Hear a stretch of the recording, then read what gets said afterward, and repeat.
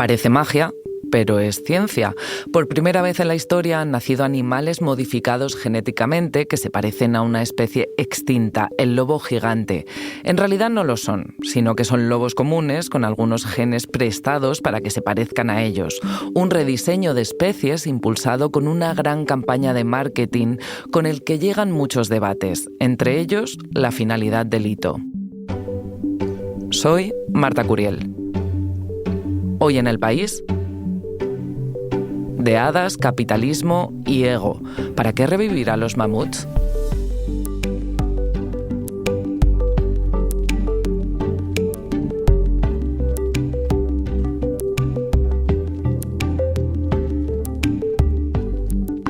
Hola, Javi. Hola, Marta. Javi Salas es jefe de sección de Ciencia, Tecnología, Salud y Bienestar del País. Javi, vamos a escuchar este sonido y ahora me explicas.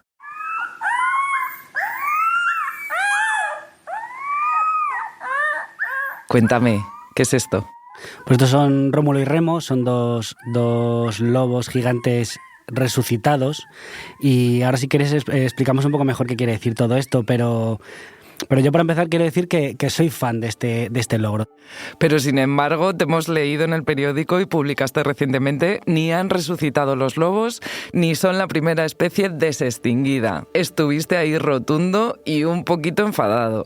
Sí, yo también era por explicar un poco realmente lo que estaba sucediendo, ¿no? Porque la gente tiene la sensación de que es como hemos cogido, como en Parque Jurásico, hemos cogido una especie que ya no existe y la hemos recuperado tal cual.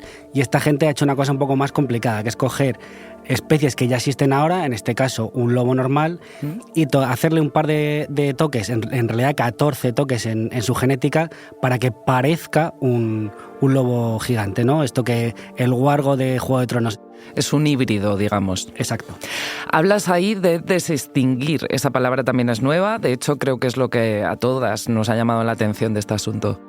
Sí, el rollo es todas estas especies que no hace tanto tiempo que desaparecieron, tratar de recuperarlas para que vuelvan a ocupar el nicho ecológico que ocupaban antes. Pero claro, eso ya es más controvertido. Y ahora eso lo desgranamos. Me tienes que hablar de una especie en concreto, creo. Sí, del bucardo, porque es verdad que estos científicos de Colossal, la empresa que ha recuperado a los lobos gigantes, ellos hablan de que es la primera desextinción y técnicamente la primera especie que se extinguió técnicamente fue bucardo, fue en España, fueron unos técnicos de Aragón que lo que hicieron fue esta cabra montés que había desaparecido en el año 2000, clonaron una, la última cabra que quedaba que se llamaba Celia. La clonaron con la misma tecnología que se había utilizado un par de años antes para clonar a la abeja Dolly. Lo que pasa es que la clonación es muy complicada y el bicho nació con alguna malformación y la cría de Celia apenas duró 10 minutos viva. Eso tenía marca España entonces. Exacto. ¿Cómo lo hicieron exactamente? Pues fue eso, fue aprovechar la técnica de clonación que se había probado antes con la abeja Dolly. ¿Qué es lo que ocurre? Que es una técnica muy complicada y que en aquel momento todavía no estaba muy sofisticada. Años más tarde lo volvieron a intentar y ya salió incluso peor. Vale, pero entonces, haber desextinguido estos lobos gigantes no es tan reseñable, ¿o sí? Es la bomba, o sea, científicamente es la bomba. Incluso los más críticos lo reconocen. Ahí están hablando de que es como llegar a la luna en el ámbito de la genética, porque esta gente lo que ha conseguido por primera vez es tocar 14 partes del genoma de un animal y que les salga bien. ¿Qué es lo que nos pone a nosotros un poco en alerta? Que es que no lo publican. La ciencia, como sabe todo el mundo, la publican en revistas científicas para que todo el mundo pueda ver el estudio cómo lo han hecho, ¿no? Con todos los detalles. No sabemos si han tenido accidentes, no sabemos si les ha pasado como sucedió con Celia, no sabemos si han salido lobos con malformaciones, no sabemos si han tenido otro tipo de problemas y de hecho después de haber publicado todos estos asuntos hablé con la jefa científica de Colossal que se llama Beth Shapiro y me reconocía que no piensa publicarlo, es decir, ellos sí que han publicado un estudio describiendo cómo era el lobo antiguo, que es el primer estudio que la verdad que está muy bien hecho de cómo es el lobo antiguo gigante, pero no van a contarnos cómo han hecho esto. Sabemos que es una cosa muy bien hecha, porque además la gente que hay detrás de Colossal son gente de primer orden y son gente muy seria, pero no, como no sabemos los detalles, no sabemos hasta qué punto hay pegas o no hay pegas. ¿Y qué dicen los científicos y científicas sobre esto? Pues es que es el gran problema. Quiero decir que cuando no nos dejas mirar las entrañas de lo que has hecho con tu trabajo, no podemos ni darte el premio Nobel, ni podemos poner alerta a todo el mundo, porque no sabemos qué han echado en la coctelera a la hora de querer sacar estos lobos, y no sabemos si han tenido muchos problemas. No sabemos de verdad si han provocado situaciones un poco de esas que nos pondrían los pelos como escarpias. Y sin embargo lo hemos visto, escuchado y leído en todos sitios, porque campaña de marketing se ha habido. Claro, porque además en Colossal, sobre todo, lo que funciona muy bien es ese asunto. Ellos son una empresa que tienen mucho dinero, que tienen mucha capacidad de mover titulares. De hecho, nos enteramos de todo esto porque salía en la portada de la revista Time, porque le hicieron un súper reportaje en el New Yorker. No hay una nota de prensa de ellos como tal. Ellos sacan un par de tweets, un vídeo en YouTube y la portada de Time. Y entonces así nos enteramos todos y tratamos de enterarnos de lo que han hecho leyendo esas revistas. Vale, me hablas un poco de los problemas que han podido tener o de los que no sabemos que han tenido, pero ¿es ético crear seres vivos en laboratorio que pueden tener al final problemas de salud o que directamente, si no son perfectos, los van a tirar a la basura? Ellos sobre todo hablan de una vertiente ética que ellos tienen como la mayor bandera de la empresa, que es ayudar a la conservación de especies que todavía no se han extinguido. Por ejemplo, unos días después de anunciar lo de los lobos gigantes, anunciaron que habían clonado por primera vez un lobo rojo, que es un animal que está en peligro crítico de extinción. ¿Qué es lo que pasa? Clonaron ese animal supuestamente para colaborar a hacer un mix genético para que esa especie no desaparezca, pero al día siguiente especialistas en conservación de lobos en Estados Unidos decían, pero es que los lobos están desapareciendo porque los matan los cazadores y los atropellan en las carreteras. ¿De qué me sirve a mí que tú clones si el problema ecológico sigue estando ahí, ¿no? Eso también ocurre con los rinocerontes también en extinción, pero si el problema que ha llevado a la extinción de ese animal, por ejemplo con el bucardo del que hablábamos antes, si les siguieran cazando en los Pirineos, ¿qué sentido tiene extinguirlos si se los van a volver a extinguir al cabo de unos meses, ¿no? Entonces, digamos que ese es un problema básico sobre la finalidad de lo que hacen, ¿no? Lo que pasa es que ellos tienen como muy abierto el abanico las finalidades de lo que hacen, porque todo el desarrollo genético que están haciendo, todo el desarrollo a la capacidad de generar embriones de especies mixtas, desarrollar úteros y demás, todo eso también, digamos que nos va a traer beneficios, todo este avance científico a los demás en otros ámbitos. Pero desde el punto de vista de la ética de resucitar especies, es muy, muy, muy controvertido. Ahora vamos, de hecho, a esa finalidad, pero cuéntame primero, ¿sería un desequilibrio para los ecosistemas actuales meter este tipo de especies otra vez? Pues ellos hablan de que lo importante es resucitar la especie en lo que es la función de la especie, ¿no? Ellos creen, y es verdad, está estudiado, que por ejemplo estaría guay volver a tener mamuts en Siberia, para soltarlos por allí, para retener la tundra, para no sé qué, no sé cuántos. Todo eso para ellos es como la clave del asunto, ¿no? Da igual cómo llegue hasta ahí, cuánta genética tenga que cambiar, si eso es exactamente o no es exactamente un mamut. Lo importante es recuperar a esa especie que cumplía una función clave dentro de un ecosistema para que todo empiece a funcionar como debería o como funcionaba hace unos miles de años. Pero entiendo que los ecosistemas también se han adaptado a esa evolución. Claro, o sea, ya hay planes para, por ejemplo, para recuperar especies antiguas en Siberia, pero también en la península ibérica, en otros sitios, ¿no? Todos esos planes dependen de que todo el ecosistema funcione bien. Y si todo el ecosistema funciona bien y está protegido, ¿qué necesidad tenemos de recuperar especies que ya se han perdido, ¿no? Digamos, elijamos especies que existen hoy en día, que estén bien, que estén sanas, para recuperar, digamos, esas funciones, ¿no? Podemos repoblar ese entorno si, por ejemplo, con el lince, si cuando estaba el entorno cuidado y se impidió que siguieran atropellando los linces y demás, pues el lince le fue bien. Recuperemos lo que hay. Y quizá protejamos más el medio ambiente, Exacto. ¿no? Tengo muchas más preguntas, Javi, pero dame un segundo y ahora me sigues contando.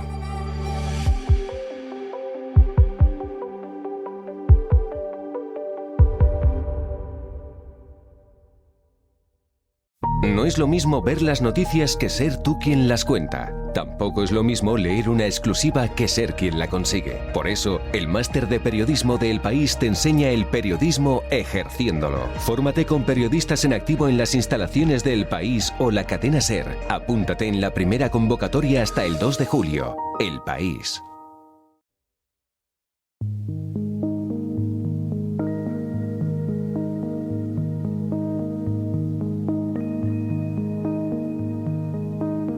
Hoy estoy hablando con mi compañero de ciencia, Javi Salas, que me está contando qué es esto de desextinguir animales. Javi, ahora vuelvo a decirlo y la verdad es que me suena un poco a Frankenstein. ¿Por qué esta necesidad de revivir especies desaparecidas? Pues como sabía que me ibas a hacer esa pregunta, he estado haciéndome un intercambio de audios de WhatsApp con la periodista y escritora Sabina Urraca, que está muy interesada en el tema y seguro que nos da algunas claves. Venga, pues los escuchamos entonces, que seguro que es interesante.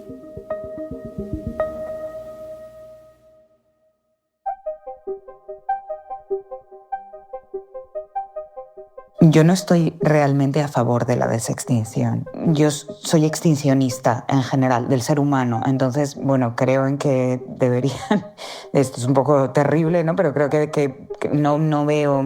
O sea, mi idea de un mundo ideal es un mundo ideal en el que no hay nadie, no ninguna persona. El mundo ideal es un mundo previo a la aparición del ser humano. Entonces, por supuesto, ¿cómo voy a creer en la desextinción? Es decir, ¿cómo voy a creer en invertir fondos en desextinguir animales extintos cuando esos fondos, ese dinero, que es mucho, se puede dedicar a otras cosas, a mejorar la vida de gente, que ya que estamos aquí, pues que la gente viva lo mejor posible, o que los animales vivan lo mejor posible? Esto es muy importante también. Oye, ¿recuerdas cuándo empezó tu obsesión con estos asuntos? La primera vez que vi estas imágenes que se guardan del Zoo de Londres, creo que son las imágenes de Benjamin, que es el último tilacino, que era una tilacina, no un tilacino, aunque se llamase Benjamin, paseando como acorralado, encerrado en su jaula. Me acuerdo que era pequeña, me puse a llorar, o sea, en plan como que me embargó ahí una emoción muy grande, y entonces a partir de entonces, pues te puedo decir que veo esas imágenes una vez cada 3 meses más o menos, ¿no? Un día soy seguidora de múltiples Instagrames y newsletters sobre principalmente el tilacino, pero también otros animales en peligro de extinción o ya extintos. O sea, he ido a visitar todos los tilacinos disecados que he podido, y me encanta ir a museos a ver esos animales que se conservan, como en el Museo de Historia Natural de Londres. De hecho, una vez en el Museo de Historia Natural de Chicago tienen, pero en archivo, como una piel de una cara de un tilacino que es preciosa. Tengo fotos. Tengo un tilacino tatuado en la espalda. Yo no sé si esto te lo he contado en algún momento. Hace no sé cuántos años, 15, me lo tatué. Y por eso es como mi animal extinto fetiche.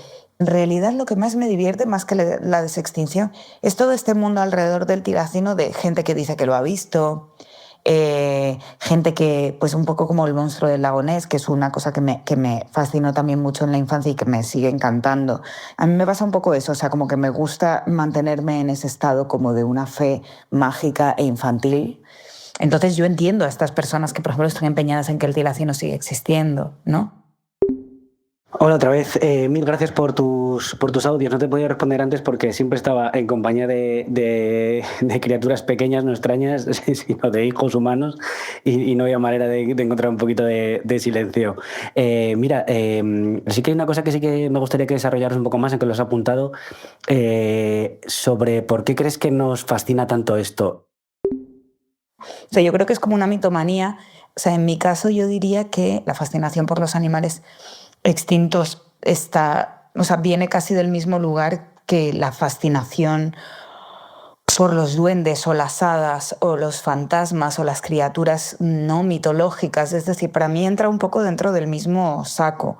Diciéndote, estoy viendo estos libros que hace años recuperé, o sea, me los volví a comprar de segunda mano, la verdad bastante caros porque están descatalogados, que son la enciclopedia de las cosas que nunca existieron o el libro de las hadas, ¿no?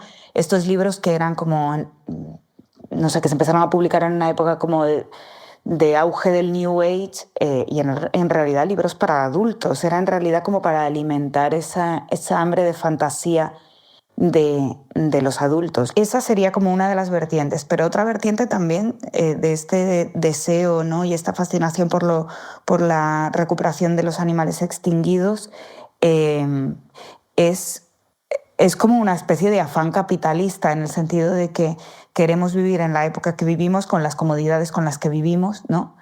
Pero deseamos tener algo que ya es imposible de recuperar, algo que en muchos casos, en otros no, pero bueno, muchas veces es algo multifactorial, ¿no? Entonces es como que queremos tener lo que hemos logrado agotando la naturaleza, pero al mismo tiempo queremos tener determinadas cosas, ¿no? Determinados regalos de la naturaleza, determinados caprichos. Es como el capricho capitalista definitivo.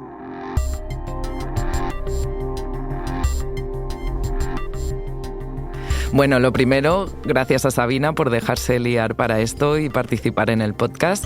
Javi, me has dejado caer al principio algunas especies que pueden revivir, ¿se puede decir revivir?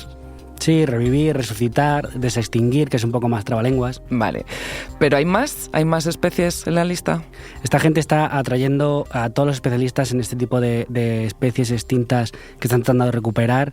Tienen al mayor experto en tilacinos de Australia, que está recibiendo un montón de dinero también para recuperarlo. Bessa Piro, que es la mayor especialista en dodo, también está cerca de recuperarlo. Todo esto mezclándolo con otros animales, para que nos entendamos, ¿no? Igual que el mamut lo mezclan con el elefante y el lobo gigante con el lobo actual, pues el dodo con una paloma muy parecida, el tilacino con otros marsupiales. Está hablando, por supuesto, del mamut santo grial de esta gente, pero también incluso el bucardo, del que hablábamos antes en España, el perezoso gigante. Me hablabas además de dinero. Vamos a eso. Uh-huh. ¿A quién le interesa esto realmente? Pues ellos tienen un modelo de negocio clarísimo, que es toda esta ciencia de vanguardia que están generando, luego la van a poder aprovechar en otros lados, ¿no? Han generado ya un par de empresas para desarrollar toda esta biotecnología que están desarrollando. Por ejemplo, una de las cosas así como más fascinantes, los mamuts lanudos no los van a poder parir elefantas porque son mucho más grandes. Entonces ellos están desarrollando úteros sintéticos, y esos úteros sintéticos van a ser una bomba. Quiero decir, si consiguen desarrollarlos y que sean funcionales y demás, ya no hablo solo de la posibilidad de que lo podemos utilizar humanos, que queda ya un poco de ciencia ficción, pero en el ámbito de la ganadería y demás, todo eso puede ser súper útil. Oye, y aparte de los científicos, ¿quién más ha interesado en esto? ¿Hay personas conocidas? Sí, entre los famosos es todo muy curioso, ¿no? Porque está la gente que estaba detrás de Parque Jurásico, ha puesto pasta gente como Paris Hilton, que es una cosa que tampoco te esperarías, pero por ejemplo, uno de los que han puesto pasta es George R.R. Martin, el de Juego de Tronos, que de hecho es uno de los firmantes del estudio científico que describe cómo es el lobo gigante. Es decir, que están implicando a toda esta gente. ¿Por qué? Primero porque les interesa, porque el hecho de que haya alguien como George R.R. Martin, que atrae mucha masa de fans y demás, hace a la gente imaginarse cosas, ¿no? Va más allá del negocio. Y menudo equilibrio más fino, ¿no? Entre la realidad y la ficción y el futuro y la ciencia. Pero es a lo que ellos juegan. ¿Y habría que poner límites? Claro, habría que describir primero qué son estas especies, porque si soltaran estos dos lobos a la naturaleza, estos estarían en peligro de extinción inmediatamente.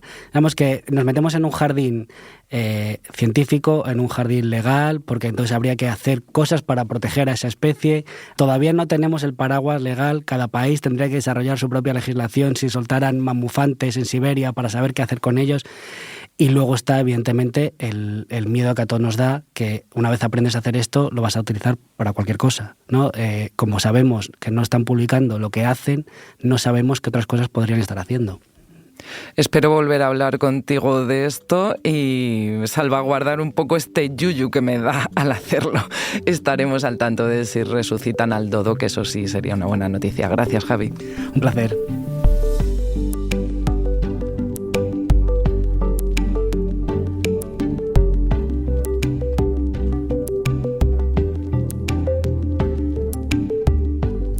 Este Este episodio lo ha realizado Jimena Marcos. El diseño de sonido es de Nicolás Chabertidis, la edición de Ana Rivera y la dirección de Silvia Cruz La Peña. Yo soy Marta Curiel y esto ha sido Hoy en el País. Gracias por escuchar.